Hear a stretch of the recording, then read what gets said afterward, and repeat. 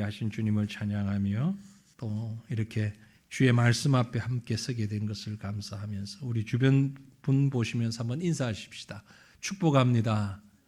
함께 예배드리게 된 것을 축복합니다. 은혜 가운데 임한 것을 축복합니다. 고맙습니다. 우리가 이렇게 함께 한다는 사실, 예배의 자리에 함께 있다는 것만으로도 얼마나 기쁜 일인지 모릅니다. 종종 말씀드립니다만 이 땅에 사람들이 살면서 참 여러 사람들을 만나는데 미국의 자동차 판매왕이었던 조 지라드라고 하는 사람이 말하기를 보통 사람들은 평균적으로 내 주변에 한 250명 정도의 사람과 관계를 가지고 살아간다, 그런 얘기를 했습니다. 지금 현재 내 주변에 있는 사람들, 물론 많을 수도 있고 적을 수도 있지만 평균적으로 250명 정도의 주변 사람들, 내 주변 사람들이 있다, 그런 거죠. 그 주변 사람들이 어떤 사람들이며 어떤 생활을 함께 하면서 어울리는가에 따라서 성공과 행복이 결정이 되기도 하고, 행동이 달라지고 생각이 달라지고 또 목표가 달라지고 삶의 모양도 달라질 수 있다, 그렇게 얘기를 합니다. 주변 사람이 어떤 사람들인가에 따라서. 또 유명한 사회학자인 솔라풀이라고 하는 사람의 말에 의하면 일평생 살면서 사람은 태어나서부터 죽을 때까지 이 세상에 살면서 약 3,500명 정도의 사람들을 주변에서 또 교제하면서 살게 된다, 영향을 주고받거든요 살게 된다, 그렇게 말을 합니다. 그 중에는 헤어졌다가 만났다가 헤어지는 사람도 있고, 길게 관계가 유지되는 사람도 있고, 짧은 순간 만났다가 또 헤어지는 사람도 있고요.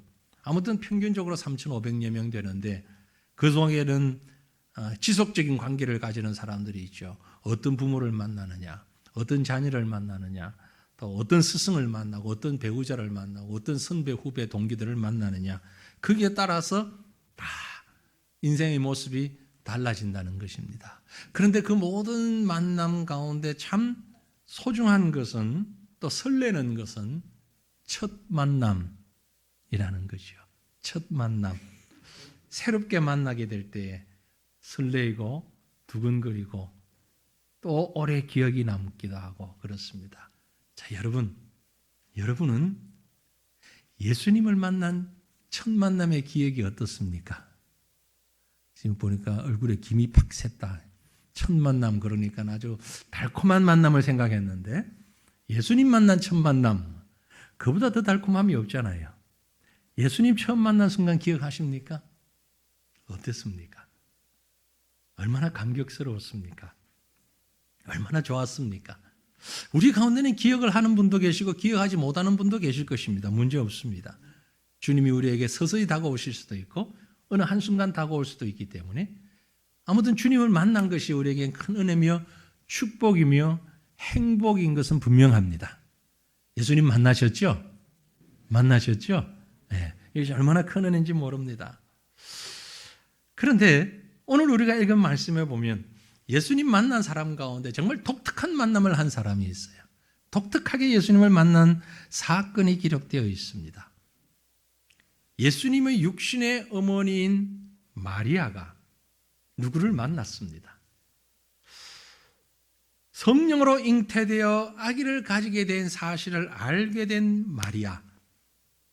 여러분, 지난주에 말씀, 또 오늘 앞에 바로 있는 말씀이 있는데 그 마리아를 생각하면 해도 기가 막힐 일 아니겠습니까? 예? 아직 결혼도 안 한 정혼한 사이인데 그 동정녀, 처녀인 마리아의 몸에 아기가 생겼어요. 성령께서 일방적으로 통보하셨습니다. 너 뱃속에 아기 있다. 나오면 이름을 예수라고 해라. 이 엄청난 소식을 듣고 마리아가 그 하나님의 메시지를 수용을 했습니다. 그런데 그 말을 수용하고 난 다음에 바로 이어진 마리아의 행동이 어떠했는가를 오늘 말씀을 시작하면서 한번 생각해 보려고 합니다. 천사가 마리아에게 얘기를 했더니 마리아가 듣고 주의 여종이오니 말씀대로 이루어지이다. 참 순종했는데 그 다음에 마리아가 어떤 행동을 했느냐? 우리가 이 부분을 깊이 생각하지 않고 놓쳐버릴 때가, 스쳐 지나갈 때가 참 많습니다. 오늘 본문 가운데 39절 40절 말씀인데요. 39절 40절에 이렇게 기록하고 있어요. 이때에 마리아가 일어나, 이때에 천사로부터 복중에 아기가 생겼다라는 소식을 듣고 난 바로 그때, 그 얘기를 듣고 주의 여종이오니 말씀대로 이루어지기를 원합니다 라고 고백한 그때에 마리아가 일어나서 빨리 산골로 가서, 여러분 이 부분 기억을 하십니까? 천사로부터 그 음성을 듣고 난 다음 마리아가 주의 여종이오니 뜻이 이루어지이다, 그까지는 멋졌는데 멋있었어요. 그 다음에 한 행동이 일어나서 빨리 산골로 갔다. 무슨 일이죠? 마리아가 살던 곳, 예수님의 고향이 나사렛이라는 것을 생각해 볼 때에 그곳은 사막과 평지가 있는 곳이에요. 팔레스타인 지역 가운데 평지예요. 그럼 산골이라고 했을 때 산악지역이라고 보여지는데, 그 산악지역은 어디냐?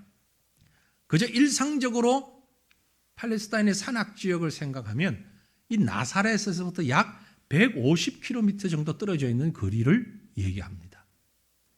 오늘날 150km도 가까운 거리가 아닌데, 차도 없고 아무 이동수단도 없는 그때 2000년 전 150km면 상당히 멀죠. 걸어서 가야 되는 거예요. 그런데 그 길을 빨리 서둘러서 그 산골로 가서 유대의 한 동네에 이르러서는 사가랴의 집에 들어가 엘리사벳을 만났다라는 것입니다. 참 다시 생각해도 왜 그랬을까 의아합니다. 왜 마리아가 그 말을 듣자마자 일어나서 서둘러서 산골로 갔을까? 이유가 무엇일까를 한번 고민을 해봤습니다. 근데 그 이유가 바로 오늘 말씀의 앞부분에 있어요. 기록되어 있어요. 왜 그랬을까? 고민을 하면서 말씀을 봤는데 바로 앞에 35절로 37절까지의 말씀에 이런 말씀이 기록되어 있습니다. 천사가 대답하여 이르되, 지금 천사가 마리아와 얘기하는 겁니다. 성령이 내게 임하시고 지극히 높으신 이의 능력이 너를 덮으시리니 이름으로 나실 바 거룩한 이는 하나님의 아들이라 일컬어지리라. 보라, 내 친족 엘리사벳도 늙어서 아들을 배었느니라. 본래 임신하지 못한다고 알려진 이가 이미 6달이 되었나니 대저 하나님의 모든 말씀은 능하지 못하심이 없느니라. 보세요. 천사가 마리아에게 정말 수용하기 힘든 얘기를 했잖아요. 아가시아에게 아기가 생겼다고. 그 얘기를 듣고 수용하는 마리아 입장에서는 물론 믿음으로 그 말씀을 받았어요. 믿음으로 말씀을 받지만 참 그 쉽지 않은 일이잖아요. 그때 천사가 설득이라면 설득일 수도 있고 증거면 증거할 수도 있는데 하는 말이 지극히 높으신 그 하나님의 능력이 너를 덮었다. 하나님의 능력이 나를 덮었어요. 여기 덮는다는 얘기는요, 그 성경의 원어, 헬라 원어를 찾아보니까 에피스키아세이라는 단어를 썼는데 이 말이 무슨 뜻이냐면 단순히 입을 덮는다는 의미의 덮는다가 아니에요. 구약 성경에 여러분 출애굽기 40장 35절에 이 단어가 쓰여졌는데요. 히브리어지만 헬라와 같은 의미로 구약의 이스라엘 백성들이 광야에서 성막에 하나님의 영이 임하실 때 하나님의 임재와 능력이 가득 덮었다라는 것을 표현할 때 쓴 단어가 바로 여기에 높으신 이의 능력이 너를 덮었다라고 표현하는 에피스키아세아라는 단어인 것입니다. 하나님의 영이 덮었다. 하나님이 임재하셨다. 하나님이 완전히 감싸셨다. 그 영광이 충만했다. 그래서 나타난 하나의 또 다른 증거가 있는데 그것이 뭐냐? 너 엘리사벳 알지? 아, 예, 알아요. 우리 친척인데요. 그 엘리사벳이 어떠느냐? 늙어서 나이가 많아들어서 지금 마리아 여전도의 안나 여전도의 회원이야. 그래서 아기를 낳을 수가 없어. 그런데 하나님의 성령이 임하여서 임신하지 못한다고 알려진 그가 6개월 전에 임신했어. 세상에. 6개월 전에, 벌써 6개월이나 돼서 임신해가지고 그랬단 말이야.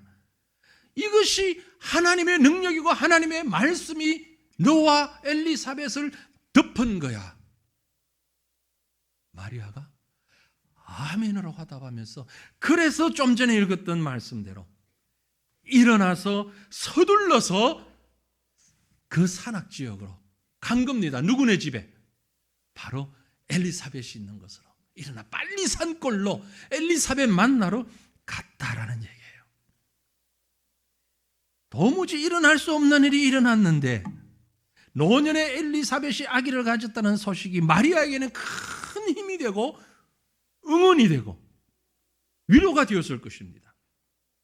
동일하신 하나님의 성령께서 자신에게도 그 기적이 일어난 사실에 감격하면서 이제 자기 자신을 그 하나님의 능력 안에 온전히 던져놓고 성령의 품에 포근히 안기는 위로와 감격을 경험하는 은혜가 마리아에게 임한 것입니다. 그래서 마리아는 서둘러 엘리사벳을 만나러 갔고 거기서 마리아와 엘리사벳의 만남이 이루어집니다. 더불어서 또 하나의 특별한 만남이 이루어지는데 바로 엘리사벳의 복중에 있던 6개월 전에 잉태되었던 아기 누구죠? 세례 요한이에요. 그 세례 요한과 예수님의 첫 만남이 이루어진 겁니다. 물론 서로 인식하거나 의사를 표현하거나 그런 모양으로 만난 건 아니에요. 태아 대 태아의 만남이에요. 복중에 있는 두 태아의 만남이에요. 그럼에도 불구하고 이 만남은 너무나 특별한 만남이었고 너무 소중한 만남이었다라는 것이죠. 예수님과 세례 요한의 첫 만남이었습니다. 이 신비로운 만남을 통하여서 이 말씀이 오늘 우리에게 어떤 교훈을 주고 있을까를 생각해 보기를 원합니다. 이제 성탄을 2주 앞두고 있는데요. 예수님과 세례 요한의 이 신비롭고 독특한 만남 가운데서 우리는 예수님을 만남에 있어서 어떤 마음으로 이날을 기대하며 준비하며 살아야 할까를 생각해 보려고 하는 것입니다. 여러분, 이 특별한 만남은요, 정말 특별하고 놀라운 참 기쁨의 만남이었습니다. 기쁨의 만남이었어요. 말씀드린 대로 세례 요한은 예수님보다 6개월 먼저 태어났고 예수님의 길을 예비한 선지자였습니다. 구약 시대를 마감하는 선지자였고 신약 시대를 여는 인물입니다. 그래서 구약과 신약의 중간에 걸쳐져서 연결시키는 인물이 바로 세례 요한이라고 신학적으로 우리가 해석을 하는데요. 막중한 인물을 가지고 이 땅에 태어났죠. 그 세례 요한이 예수님을 만난 것이 요단강에서 세례 베풀 때에 만났다고 보여지는데 이것이 첫 만남이 아니었던 것이죠. 첫 만남은 이미 태아 상태에서 어머니의 둘 다 어머니의 복중에 있을 때 만났다고 성경은 우리에게 얘기하고 있습니다. 어떤 면에서는 당사자들의 만남이 아니라 세례 요한의 어머니 엘리사벳과 예수님의 어머니 마리아의 만남이지만 하지만 궁극적으로 이 만남은 사실 죄인들에게 구원의 길을 여시는 놀랍고 엄청난 하나님의 기적, 하나님의 능력이 시작된 출발선에서 시작된 복중 만남, 두 사람의 만남이라고 볼 수 있는 것입니다. 왜 이 만남이 기쁨의 만남이라고 제가 말씀을 드렸는가 하니까 본문 41절에 보면 마리아와 엘리사벳이 서로 만났을 때에 이런 기록을 하고 있습니다. 엘리사벳이 마리아가 문안함을 들음에 아이가 복중에서 뛰노는지라. 엘리사벳의 복중에 있는 아이를 얘기하는 거죠. 엘리사벳이 성령의 충만함을 받았다. 임신 6개월 정도 됐다고 말씀드렸잖아요. 여기 계신 저를 포함한 남자들은 별로 감흥이 없겠지만 대다수의 여자분들은 임신 6개월쯤 되면 아기가 놀아요, 안 놀아요? 저는 모르는데 답을 좀 해줘요. 놀아요, 안 놀아요? 놀죠. 네. 뭐 얘기는 들었으니까 놀아요. 아니 그거지 뭘 그걸 가지고 또 성령 충만하고 거기서 아이가 복중에서 뛰놀았다고 그렇게까지 표현할 게 뭐 있나? 우리 애도 놀았는데 우리 애도 요한인가? 그런 정도가 아니라고 지금 여기서 얘기하는데 그거 아니잖아요. 기쁨으로 뛰놀았다. 기쁨으로 뛰놀았다. 어디예요? 44절에 보세요. 44절에 보라 내 문안하는 소리가 내 귀에 들릴 때에 마리아가 엘리사벳 그러면서 들어오는 문을 여는 소리를 들었을 때에 내 뱃속에 있는 아이가 내 복중에서 어떻게 놀았다?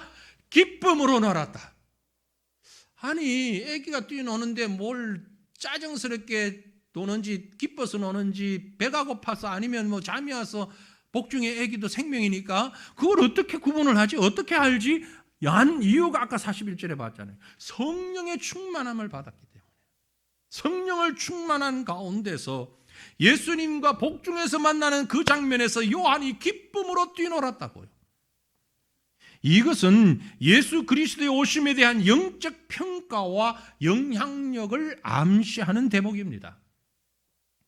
곧 이 세상의 택함받은 하나님의 백성들에게 예수님의 오심은 어떤 의미를 가지고 있는가를 단적으로 보여주는데요. 바로 기쁨의 오심인 것이죠. 예수님을 만난다는 것은, 성탄을 맞는다는 것은 온전한 기쁨을 맞이하는 것입니다. 사랑하는 성도들이요, 그리스도가 기쁨의 주로 오신 것을 믿으시길 바랍니다. 기쁨으로 오셨어요.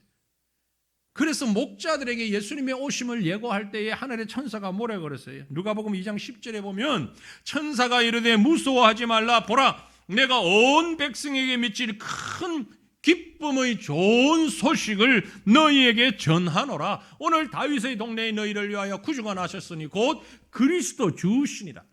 그리스도가 주님이 나신 그것은 너희에게 전한 큰 기쁨의 소식이다. 그래서 이 말씀 이어서 뒤에 조금 더 가서 14절을 보면 지극히 높은 곳에서는 하나님께 영광이요 땅에서는 하나님이 기뻐하신 사람들 중에 평화라고 했어요. 예수님의 오심은 듣는 사람도 그리고 그를 보내신 하나님도 기쁨의 연속이었고 기쁨의 절정이었다는 말씀입니다. 예수님의 오신 사건은 에덴 동산에서부터 시작된 불순종의 타락 이후에 단 한 번도 진정한 기쁨을 맛보지 못한 이 땅의 모든 인생들에게 진정한 기쁨이 무엇인가를 알게 해주는 사건이었던 것이죠. 이 기쁨은 육체적인 희락이나 인간적 만족에 의한 기쁨이 아니었던 것입니다. 여러분, 세상이 주는 기쁨은 물론 정도의 차이는 있겠지만 결국 완전하고 지속적인 것은 없습니다. 여러분이 한번 기억해 보십시오. 여러분 생애 가운데 여러분 기억 속에 정말 기쁘고 즐거웠던 일이 지금도 지속되고 있는지, 그 기쁨이 계속되고 있는지, 그것이 완전한 기쁨인지. 그 순간은 정말 대단했습니다. 만족을 누렸고 하늘을 날 것 같았습니다. 하지만 영원하지는 않습니다. 지속적이지 않습니다. 그리고 완전하지도 않습니다. 하지만 예수님이 이 땅에 오심으로 우리 인생들은 진정한 기쁨이 무엇인가를 알게 된 것입니다. 복중에서 뛰노는 세례 요한의 기쁨은 모든 인류의 기쁨을 지금 대변해주고 있다는 것이죠. 이사야 선지자가 고백하기를 여호와께 구속받은 자들이 돌아와 노래하며 시온으로 돌아오니 영원한 기쁨이 그들의 머리 위에 있고 슬픔과 탄식이 달아날 것이라고요. 이게 바로 예수 그리스도의 탄생의 의미라는 것입니다. 예수님이 이 땅에 오심으로, 내가 예수님을 만남으로 이런 기쁨이, 영원하고 온전한 기쁨이 우리에게 넘치는 줄로 믿습니다. 사랑하는 성도들이요, 성탄을 기다리며 바로 이 기쁨을 회복하시기를 바랍니다. 삶에 지쳐서 어렵고 힘든 일들이 셀 수 없이 우리 가운데 연속적으로 다가오지만, 그래서 근심, 걱정, 염려가 수없이 우리 가운데 있지만, 그럼에도 불구하고 예수 그리스도를 만나게 될 때에 진정한 기쁨, 참 기쁨이 회복될 수 있음을 믿으시길 바랍니다. 내 주변 상황들이 바뀌어가기 때문에 내 소유의 많고 적음이 달라지기 때문이 아닙니다. 그 변하는 것 때문이 아닙니다. 그것 때문에 주변의 환경과 상황 때문에 우울하고 고개를 떨구고 한숨 지으며 살아가지 마십시오.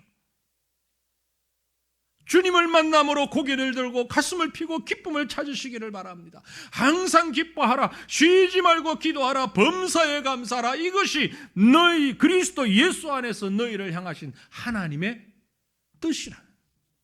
하나님의 뜻을 이루어갈 수 있기를 바랍니다. 예수님의 오심은, 예수님과의 만남은 하나님의 뜻을 이루는 참된 기쁨을 회복하는 것입니다. 대표적으로 요한이 먼저 뛰었습니다. 기뻐 뛰었습니다. 엘리사벳도 기뻐했습니다. 오늘 예수님의 오심으로 저도 여러분도 우리도 우리에게 임한 그 구원의 은혜를 바라보고 온전한 기쁨을 누릴 수 있기를 주님 이름으로 축원합니다. 또 한 가지 예수님과 요한의 만남은 예수님을 구주로 고백하는 만남이었습니다. 구주로 고백. 아니 태아가 아니고요. 엘리사벳이. 말씀드린 대로 엘리사벳은 나이가 많아요. 어떤 친척 관계인지는 모르지만 이모인지 고모인지는 모르지만 숙모인지 아무튼 마리아는 이제 결혼을 앞두고 있는 그런 젊은 여인이었고 엘리사벳은 나이가 많은 사람이었어요. 그럼에도 불구하고 엘리사벳이 마리아를 만나는 순간에 그 속에 성령 충만함을 받아서 마리아가 들어올 때 본문의 문맥으로 보면은요 별 여유가 없었어요. 두 분이 얘기할 만한. 엘리사벳 잘 있었어요. 아이고 오랜만이네. 웬일이야. 연락도 없이. 연락할 수도 없었으니까 전화가 없으니까. 웬일이야. 오랜만이야. 그래 잘 있었어. 잘 지냈어. 그래 잘 있었구나. 서로 부둥켜 안고 손을 잡고 기뻐하는 그 순간에, 그러니까 다른 얘기는 실제 여러분 마리아는 이제 갓 임신을 했기 때문에 외형적으로는 표가 안 날 거 아니에요. 전혀 모습이 달라지질 않았어요. 말하지 않으면 몰라요. 그런데 엘리사벳이 바로 하는 말이 복중에서 애가 기쁨으로 뛰노는 걸 느꼈어요. 그리고 엘리사벳이 하는 말이 43절에 뭐라고 합니까? 내 주의 어머니가 내게 나오니 이 어찌 된 일인가? 내 주의 어머니라고 했어요. 이건 엄청난 고백입니다. 놀라운 얘기입니다. 어떻게 알았을까? 답은 한 가지밖에 없어요. 성령께서 그렇게 감동시킨 거예요. 내 주라고, 지금 뱃속에 있는 아기를 보고 내 주라고 고백한 거예요. 그리고 내 주의 어머니라고 얘기하고 있는 거예요. 여러분, 지금 우리 교회 안에서 신앙생활 하는 분들은 주님, 주여 찬양도 하고 아주 빈번하게 주님을 부르지만 사실 이 주라는 단어는 그렇게 가벼운 단어가 아닙니다. 물론 우리도 가볍게 쓴다는 말은 아니지만 그렇게 쉽게 쓸 수 있는 말이 아니에요. 당시에 주라고 하는 용어는 실제 그 주라는 말의 의미는 나의 모든 것을 가지신 소유주라는 얘기고, 그 주라고 고백할 때 나는 하인이고 노예고 종이라는 것이 전제되어 있는 겁니다. 그리고 주라고 했을 때는 내 생각과 내 삶과 심지어 내 생명까지도 내 행동까지도 완전히 당신에게 다 귀속되어 있습니다. 다 속해 있습니다. 그럴 때 주라고 고백하는 거예요. 그런데 이 엘리사벳이 지금 복중에 아기가 있다 없다 말도 듣기 전에 성령의 감동으로 이미 알고서 내 주의 어머니라고, 처녀보고 아가씨 보고 내 주의 어머니라고 고백하고 있단 말이죠. 이것은 예수님의 오심이 우리에게 어떤 의미를 가지고 있는가를 말씀하고 있는 것입니다. 엘리사벳이 고백했던 것처럼 예수님은 우리가 그를 향하여 주님이라고 고백할 만큼, 성령의 도우심으로 주라고 고백해야 하는 만큼 우리의 모든 것 되시는 분이라는 얘기예요. 예수님의 성탄은 우리의 모든 것을 주님이 가졌습니다. 나의 주인이신 주님입니다라고 고백하는 만남의 의미가 있다라는 것입니다. 훗날 세례 요한이 요단강에서 세례를 베풀 때 예수님이 다가오시는 것을 보고 뭐라고 그랬습니까? 내가 당신에게 세례를 받아야 할 터인데 당신이 왜 내게로 옵니까? 라고 고백했죠. 과연 예수님과 세례 요한의 만남이 이때가 요단강에서 세례 베풀 때가 첫 만남이었을까? 물론 첫 만남은 오늘 복중에서 있었다고 기록되어 있는데, 그럼 이 복중에서의 만남과 30세가 되어가지고 요단강에서 만날 때 사이에는 한 번도 만난 적이 없을까 있을까? 저도 모르고 여러분도 몰라요. 성경에 기록되어 있지 않습니다. 그러나 합리적으로 봤을 때 한두 번 정도 이상은 아니면 더 빈번하게 만났을 가능성이 충분히 있지 않느냐. 그러나 있다 없다는 지금 얘기할 수 없습니다. 어느 신학자도 이 부분에 대해서는 거의 표현을 하고 있지 않기 때문에 저도 그저 넘어가겠습니다. 그것은 중요한 것이 아니기 때문에 그렇죠. 중요한 것은 요한이 만난 예수님, 이제 엘리사벳이 고백했던 예수님, 그는 우리에게 누구냐? 아기가 아니라, 어린이가 아니라 그는 바로 구주라는 것입니다. 나의 주님이라는 거죠. 오늘 저와 여러분도 성탄을 맞으면서, 예수님을 맞으면서 이 분명한 고백을 할 수 있기를 바랍니다. 시편 기자의 고백처럼 시편 28편에 여호와는 나의 힘과 나의 방패이시니 내 마음이 그를 의지하여 도움을 얻었도다. 그러므로 내 마음이 크게 기뻐하며 내 노래로 그를 찬송하리로다. 그는 나의 방패시고 그는 나의 의지고 그는 나의 도움이고 그는 나의 기쁨이고 그는 나의 찬송이고 그는 나의 모든 것이 된다고 고백하는, 구주로 고백하는 예수님을 만나는 저와 여러분 될 수 있기를 간절히 바랍니다. 이런 만남과 주님 앞에 나를 고백하며 드리는 것이 없다면 성탄은 아무 의미 없는 시간의 흐름 가운데 한 순간일 뿐입니다. 입술로만이 아니라 삶으로 실질적으로 예수님을 나의 구주로 고백하며 살아가는 결단이 저와 여러분에게 함께 하시기를 간절히 바랍니다. 마지막으로 이 둘의 만남은 하나님의 약속을 믿는 고백의 만남이었다라고 말씀드릴 수 있습니다. 약속을 믿는 고백의 만남. 왜 이런 말씀을 드리는가를 들어보십시오. 엘리사벳도 마리아보다 훨씬 나이가 많다고 말씀드렸죠. 엘리사벳이라는 인물이 도대체 어떤 인물인가? 성경이 우리에게 그 정보를 제공해주고 있습니다. 사회적으로도 앞선 자였고, 가족 관계에서도 앞선 자였고, 영적으로도 별로 뒤처지지 않는 인물이었던 것이 분명합니다. 사가랴가 남편이고 엘리사벳이 아내였는데 그때 사가랴는 제사장이었어요. 현직 제사장입니다. 제사장 중에도 아주 멋진 제사장이었어요. 영적으로 완벽한 제사장이었어요. 누가복음 1장 5절 6절 말씀해 보면 유대 왕 헤롯 때에 아비야 반열의 제사장 한 사람이 있었으니 이름은 사가랴요 그의 아내는 아론의 자손이니 이름은 엘리사벳이라. 이 두 사람이 하나님 앞에 의인이니 주의 모든 계명과 규례대로 흠이 없이 행하더라. 혈통도 그리고 현재 감당하고 있는 그 일도 사역도 하나님 앞에 의인이라고 표현할 만큼 하나님 앞에 의인, 모든 계명과 규례에 흠없이 행하는 사람. 딱 한 가지 문제는 아이가 없어서 문제였어요. 자녀가 없었는데, 그런데 성령의 능력으로 늙은 나이지만 아기를 갖게 됐어요. 얼마나 기쁜 일입니까?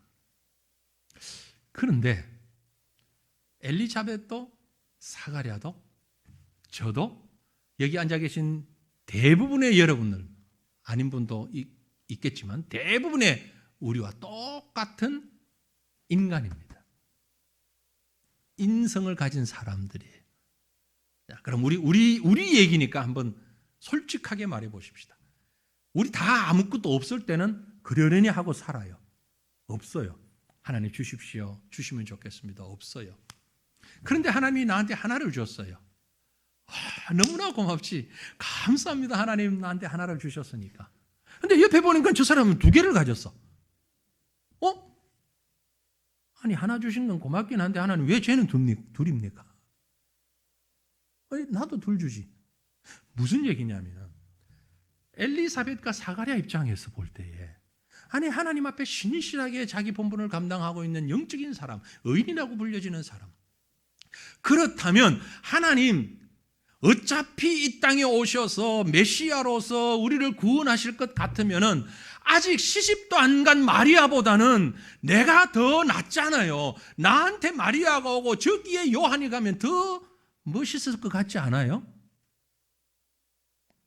전혀 그런 욕심이 없는 것처럼 지금 눈빛을 저한테 보여주고 계신데 저는 알아요. 우리 인간의 욕심은 비슷해요. 그죠? 아니 기왕이면 나한테 좀 그랬으면 더 좋지. 경쟁심이라 할까요? 질투라 할까요? 이런 게 없다가도 생긴단 말이에요. 둘이서 열심히 같이 공부했는데 나는 대학에 떨어져서 재수를 하게 되고 쟤는 서울대 합격했어요. 정말 그 친구를 축복해 줄 수 있습니까? 한번 답해 보세요. 친구가 어려움에 빠졌을 때에 위로해 주기는 오히려 쉬워요. 진심으로 이 친구를 위로하고 격려하고 힘을 주기는 쉬운데 그 친구가 나보다 훨씬 더 잘 되었을 때에 정말 진심으로 기쁨을 가지고 축복해 주기는 쉽지 않잖아요. 저만 그런가요? 여러분 저보다 더 나은 성품을 가지셨는지 모르지만 제가 말씀드렸잖아요. 이 중에 몇 분은 안 그럴 거라고. 그리고 대부분은 저하고 비슷할 거라고. 사실 그렇잖아요. 위로하기는 쉬워요. 근데 정말 축복해 주기가 쉬우냐는 거죠. 엘리사벳은 지금 그 축복을 해줘야 하는 입장입니다. 그런데 마리아를 바라보는 엘리사벳의 시선은 우리처럼 이런 보통의 경쟁심과 질투심과 욕심을 가진 눈빛이 아니었다라는 것이죠. 어떻게 그렇게 볼 수 있느냐? 진심으로 축복하고 축하해 주는 모습을 볼 수 있어요. 42절에 보면 큰 소리로 불러 이르되 여자 중에 네가 복이 있으며 내 태중의 아이도 복이 있다고 고백을 했고, 더 나아가서 45절을 보면 주께서 하신 말씀이 반드시 이루어지리라고 믿은 그 여자에게 복이 있다. 지금 엘리사벳은 이 상황을 어떻게 이해하고 받아들이고 있는가 하니 믿음으로 받아들였는데, 주께서 하신 말씀, 여호와 하나님이 하신 말씀, 언제부터요? 창조 때부터 지금까지 아담을 통해 아브라함을 통해 이삭과 야곱과 요셉과 다윗과 이사야 선지자와 수많은 하나님의 일꾼들을 통해서 주셨던 창세기 3장 15절 이후에 그 복음의 말씀, 예언의 말씀, 구원의 말씀을 약속하셨는데 그 주님이 주신 말씀이 이제 반드시 이루어지는데 그 말씀을 받은 너가 정말 복이 있다. 하나님의 섭리로 하나님의 약속으로 이 사건을 보고 있는 거죠. 그것은 하나님께서 행해 가시는 구원의 역사요, 그 하나님의 약속이 지금 이루어지고 있는 것을 바라보는 예수님의 탄생인 것입니다. 역사 속의 실제적 사건의 출발, 구원 역사의 실제적 사건의 출발, 그게 바로 주님의 성탄이라는 얘기입니다. 그러므로 오늘 성탄을 맞는 저와 여러분, 우리는 하나님의 계획과 작정하심이 그대로 이루어지는 것에 대한 믿음의 고백이 있어야 한다는 말씀입니다. 이 하나님이 하시는 구원사역, 하나님이 하시는 역사에 대한 믿음의 고백이 없다면 이미 하나님의 선지자들을 통하여 예언하신 일이 한치의 오차도 변동도 없이 그대로 이루어진 것이 성탄이라는 이 완벽한 하나님의 약속에 대한 믿음의 고백이 없다면 성탄은 의미가 없어지는 거죠. 사랑하는 성도들이여, 이제 우리 한번 우리 자신을 돌아보십시다. 내 속에 이런 믿음이 있는가?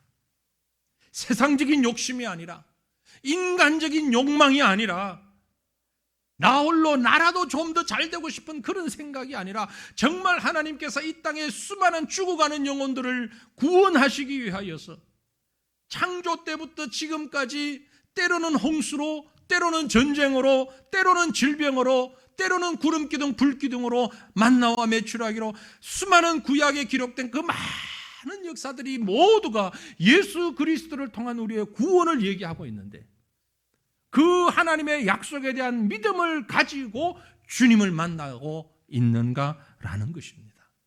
저와 여러분의 신앙이, 우리의 믿음이 하나님의 약속에 대한 분명하고 확실한 믿음 위에서는 그런 성탄, 주님과의 만남 이루어질 수 있기를 간절히 바랍니다. 말씀을 맺겠습니다. 여러분, 예수님의 육신의 생명이 잉태한 직후 세례 요한과 가졌던 특별한 그 복중의 만남은 오늘 우리에게 성탄의 진정한 의미를 다시 한번 정리해주고 있습니다. 진정한 기쁨을 소유하고 나의 모든 삶을 예수님을 주인으로 모시는 삶으로 고백하며 모든 생명과 역사를 주관하시는 하나님 앞에 우리 자신을 온전히 드리기를 결단하는 성탄이 되기를 원합니다. 주를 알지 못하고 단순히 사회적인 분위기에 휩쓸려서 쾌락의 절기로서 그저 하나의 시간이 지나가는 축제일로서 지나가는 그런 것이 아니라 믿음의 눈으로 그날을 기다리고 믿음으로 준비하는 12월, 구원받은 성도의 성숙한 신앙이 우리 모두에게 함께하는 금년 12월 될 수 있기를 우리 주님의 이름으로 축원합니다. 함께 기도하겠습니다. 말씀을 생각하시면서 기도하실 때 하나님, 이제 다가오는 성탄이 단순한 그저 축제가 아니라 즐기가 아니라 이 성탄을 통해서 내가 주님을 만날 때에 나에게 이런 믿음의 고백이 있는 주님과의 만남이 이루어지게 하옵소서. 이런 믿음의 성숙함이